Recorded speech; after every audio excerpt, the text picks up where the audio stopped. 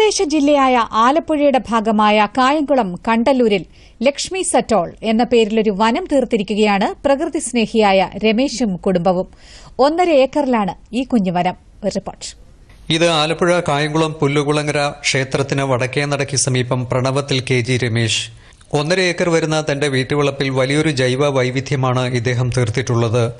അന്യം നിന്നുകൊണ്ടിരിക്കുന്നതടക്കം നൂറുകണക്കിന് സസ്യങ്ങൾ, ഫലവൃക്ഷങ്ങൾ, നക്ഷത്രവൃക്ഷങ്ങൾ, കാട്ടുരുദ്രാക്ഷം, നാഗലിംഗമരം, കടുക്ക, ഊത് അങ്ങനെ ഏറെ പ്രാധാന്യമുള്ള അനേകം വൃക്ഷങ്ങൾ ഇവിടെ നട്ടുപിടിപ്പിച്ചിട്ടുണ്ട്.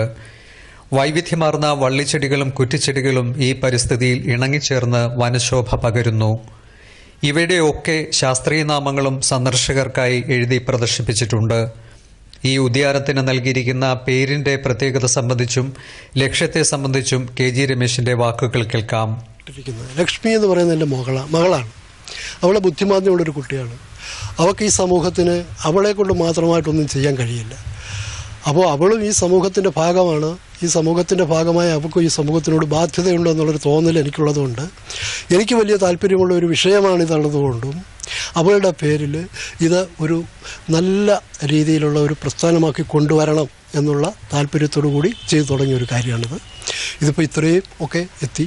ഏതാണ്ട് 1500-1700 സസ്യങ്ങൾ എനിക്കിവിടെ സംരക്ഷിക്കാൻ കഴിയുന്നുണ്ട്.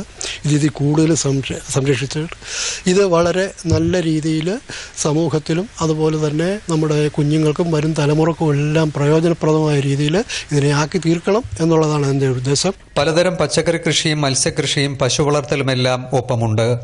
പരിസ്ഥിതി സംരക്ഷണത്തിന്റെ പ്രാധാന്യം ജനങ്ങളിലേക്ക് എത്തിക്കാൻ സോഷ്യൽ മീഡിയയിലടക്കം എല്ലാ വേദികളും ഇദ്ദേഹം ഉപയോഗപ്പെടുത്തുന്നു.